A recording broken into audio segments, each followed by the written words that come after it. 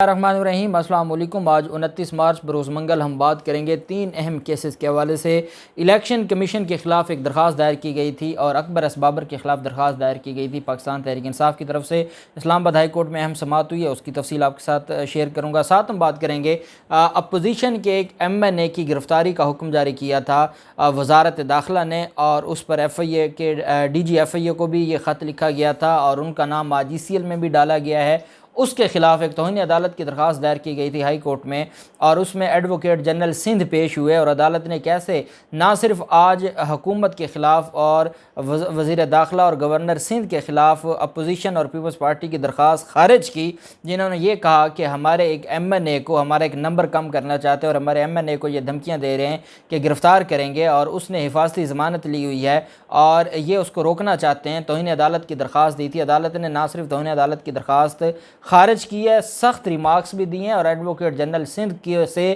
ان کے آرگومنٹ سننے سے بھی عدالت نے انکار کر دیا، اور عدالت نے کہا آپ کس کیپیسٹی میں یہاں پر آ کر کھڑے ہو کر آرگومنٹس کر رہے ہیں۔ بڑی اہم اور ڈیٹیل آج کی ہیئرنگ اور آج کی اس کیس کی تفصیل آپ کے ساتھ میں شیئر کروں گا۔ اس سے پہلے میں آپ کو بتاتا چلوں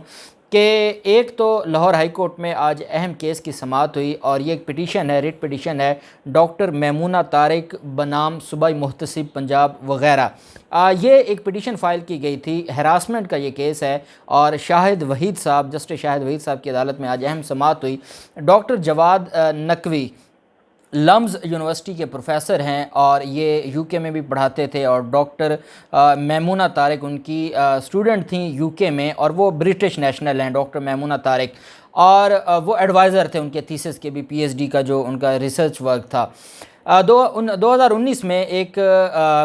ساؤتھ افریقہ میں ایک کانفرنس ہوتی ہے، ایک ایجوکیشن سے ریلیٹڈ کانفرنس تھی، جس میں ڈاکٹر جواد نقوی جو کہ لمز کے پروفیسر ہیں، وہ لمز کو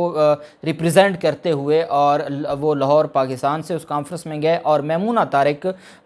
وہاں پر اپنا جو ان کا جو ریسرچ ورک تھا وہ پیش کرنے کے لیے وہاں پر گئیں۔ 2019 میں سپٹمبر 2019 کا یہ واقعہ ہے، اور وہاں پر doctor Jawad Syed Naqvi attempt to rape کرتے ہیں۔ اٹیمپٹ ٹو ریپ کا جو ہے وہ کمپلینٹ دائر کی جاتی ہے، اور یہ میمونہ طارق وہ برٹش نیشنل ہیں، وہ آن لائن کمپلینٹ دائر کرتی ہیں لمز میں۔ لمز کی جو کمیٹی ہے، میں اس پر لمز کو اس وجہ سے بھی اپریشیٹ کرنا چاہوں گا کہ ہراسمنٹ کمیٹی، لمز نے ایک ہراسمنٹ کمیٹی بنائی، اور protection of women against harassment at work place 2010 کا یہ ایکٹ ہے، اس کے تحت ایک پالیسی بنائی لمز نے، ہراسمنٹ پالیسی، اور 2014 میں یہ پالیسی بنائی، اور اس کے تحت ایک کمیٹی بنا دی۔ 2020 میں یہ کمپلینٹ فائل کی گئی، کمیٹی بن گئی، کمیٹی نے دونوں فریقین کو سننے کے بعد گلٹی ڈکلیئر کیا اور سینشور کی سزا دی۔ سینشور سے مراد یہ ہے کہ ان کی مذمت کی گئی کہ ہاں یہ اس واقعے میں ملوث پائے گئے ہیں، اور آئندہ ان پر نظر رکھی جائے گی۔ اب وہ میمونہ طارق کیونکہ برٹش نیشنل تھیں، وہ پاکستان تو آ نہیں سکتی تھیں کہ وہ یہاں آ کے اپیل دائر کرتی اور کہتی کہ جب لمز نے ان کو گلٹی ڈکلیئر کیا ہے تو اتنی مائنر پینلٹی کیوں دی ہے۔ بہرحال جو رسپونڈنٹ تھے ڈاکٹر جواد نقوی، ان کا رائٹ تھا، انہوں نے اپیل دائر کی، اور اپیل ان کی منظور ہو گئی۔ محتسب پنجاب نے ان کی اپیل منظور کی on the basis of technical grounds. Technical grounds کیا آتی ہے کہ جورسڈکشن نہیں ہے، وقوع افریقہ کا ہے تو وہ پاکستان میں کیسے ہو سکتا ہے۔ پھر یہ کہا کہ وہ جو پٹیشنر ہے، جو لڑکی ڈاکٹر میمونہ طارق، وہ یونیورسٹی کی اسٹوڈنٹ نہیں ہے، اور یہ وقوع جو ہراسمنٹ ایکٹ ہے اس کے تحت، ورک پلیس کے تحت نہیں آتا، اور ٹیکنیکل گراؤنڈ پر انہوں نے اپیل منظور کر کے سزا کو کالعدم قرار دے دیا۔ اس کے خلاف ریٹ فائل کی ڈاکٹر میمونہ طارق نے، اور یہ لاہور ہائی کورٹ میں ریٹ پر آج باقاعدہ ہیئرنگ ہوئی ہے، اور اس میں جو جسٹس شاہد وحید صاحب ہیں، انہوں نے لمز سے بھی ریٹن رپلائی مانگ لیا ہے، اور ڈاکٹر جواد سے بھی ریٹن رپلائی مانگ لیا ہے۔ ڈاکٹر جواد کے وکلاء نے عدالت سے کہا کہ کچھ چیزیں ہیں جو چھپائی گئی ہیں عدالت میں، فیکٹس جو میمونہ طارق نے پٹیشن فائل کی اس میں کچھ فیکٹس کو چھپایا گیا، تو ہم چاہتے ہیں کہ وہ فیکٹس بھی عدالت کے سامنے رکھیں۔ تو عدالت نے کہا کہ آپ کے سارے فیکٹس تو انکوائری کمیٹی کے سامنے آئے ہوئے ہیں، مزید کیا آپ رکھنا چاہتے ہیں۔ بہرحال انہوں نے کہا کہ ہم ریٹن رپلائی جمع کروانا چاہتے ہیں، اور ہم اس میں کچھ چیزیں عدالت کے سامنے عدالت کے گوش گزار کرنا چاہتے ہیں، تو عدالت نے دونوں فریقین کو، لمز کو بھی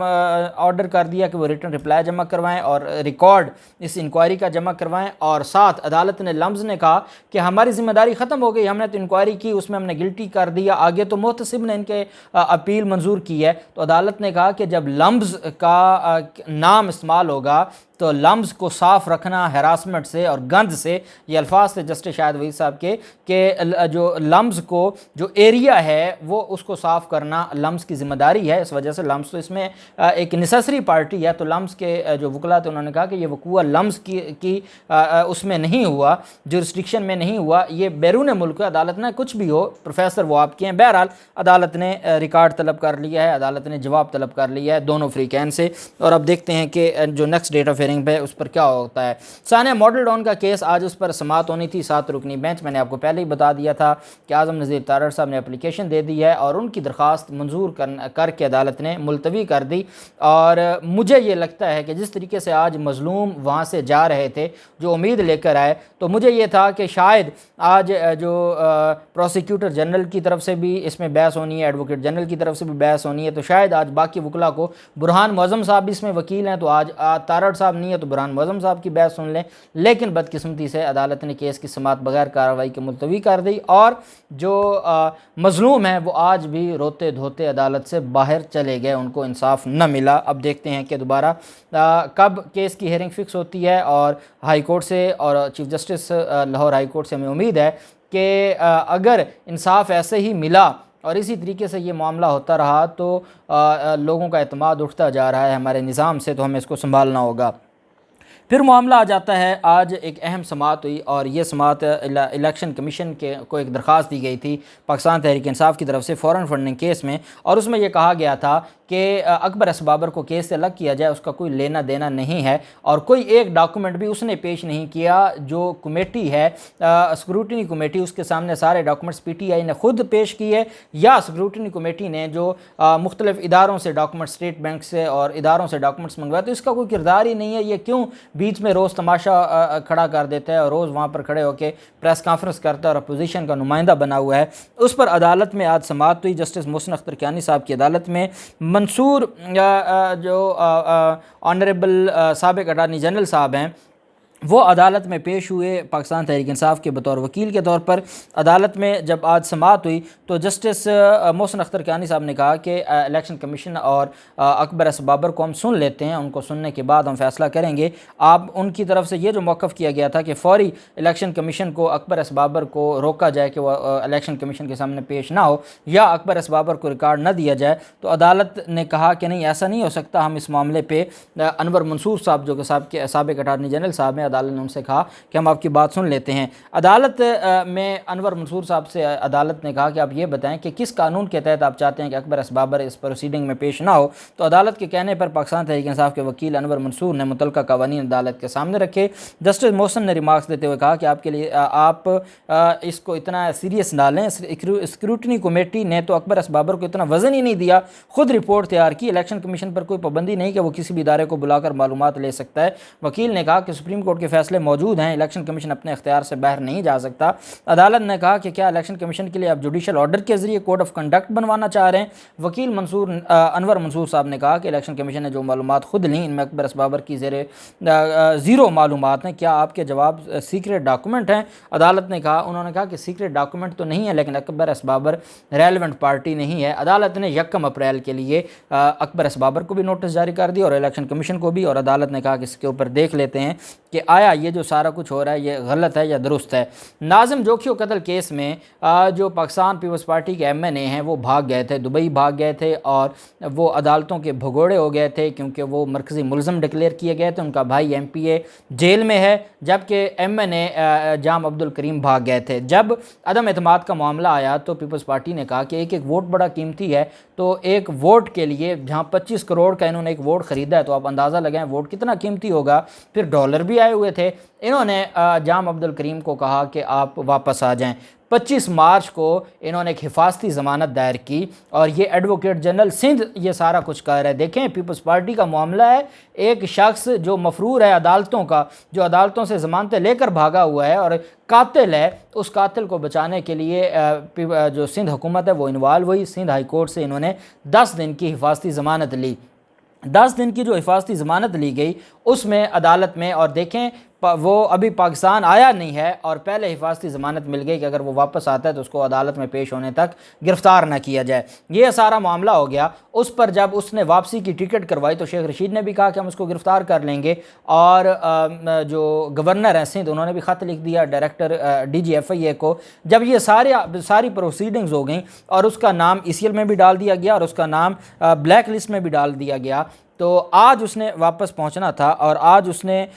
دبئی سے آج صبح 29 مارچ کی صبح 7 بجے اسلام آباد PK 612 کے ذریعے اسلام آباد پہنچنا تھا، لیکن وہ نہیں آیا خوف کے مارے اور ڈر کے مارے۔ انہوں نے کیا کیا کہ انہوں نے آج ایک سندھ ہائی کورٹ میں درخواست دائر کی، اور یہ توہین عدالت کی درخواست تھی وزیر داخلہ کے خلاف، گورنر سندھ کے خلاف اور باقی وفاقی حکومت کے خلاف، کہ انہوں نے جب سندھ ہائی کورٹ نے اس کو حفاظتی ضمانت دی ہے تو یہ کیسے کہہ سکتے ہیں کہ اس کو گرفتار کریں۔ آج عدالت میں جب سماعت ہوئی تو جسٹس محمد اقبال صاحب نے، کلہوڑو صاحب نے یہ اس درخواست پر سماعت کی، اور عدالت نے کہا کہ ہم یہ درخواست نہیں سنیں گے۔ عدالت نے کہا کہ ہم نے حفاظتی ضمانت منظور کی ہے، اگر گرفتاری ہوتی ہے تو اس کے بعد توہین عدالت کی کارروائی پر آپ کے پاس کوئی آپشن آتی ہے۔ آپ پہلے ہی آ گئے ہیں توہین عدالت کی درخواست لے کر۔ عدالت نے کہا کہ پہلے درخواست گزار کو واپس آنے دیں، اور اگر عدالتی احکامات پر عمل درآمد نہیں ہوتا تو پھر ہم اس معاملے کو دیکھیں گے۔ عدالت نے کہا کہ ہم کیوں اس میں نوٹس جاری کریں، وہ بار بار کہہ رہے تھے کہ نوٹس جاری کر دیں۔ عدالت نے کہا کہ ہم نوٹس جاری نہیں کریں گے۔ راج علی واحد ایڈوکیٹ صاحب نے کہا کہ وفاقی حکومت نے جام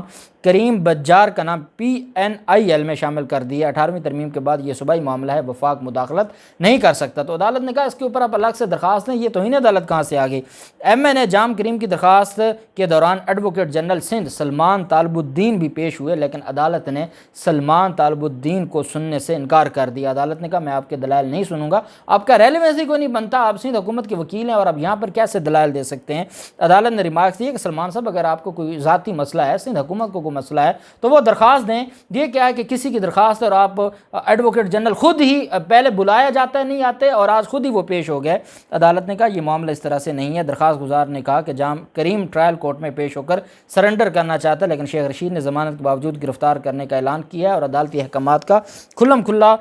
یہ تماشا ہے۔ اور ساتھ انہوں نے یہ بھی کہا کہ فریقین جام کریم کو تحریک عدم اعتماد میں ووٹ ڈالنے سے روکنا چاہتے ہیں۔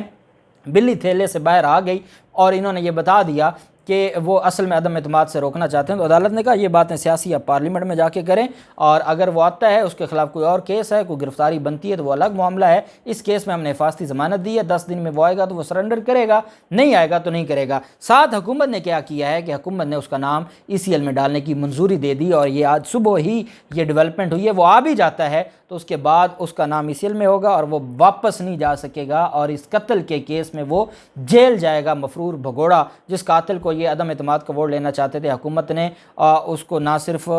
ٹف ٹائم دیا ہے بلکہ سندھ ہائی کورٹ نے توہین عدالت کی درخواست خارج کر دی ہے، اور عدالت نے کہا کہ آپ کو کوئی ریلیف نہیں دیا جا سکتا۔ دیکھتے ہیں کیا ہوتا ہے، جو بھی تفصیلات ہوں گی آپ کے ساتھ شیئر کرتے رہیں گے۔ اللہ پاک پاکستان کا حامی و ناصر ہو۔ بہت شکریہ، اللہ حافظ، پاکستان زندہ باد۔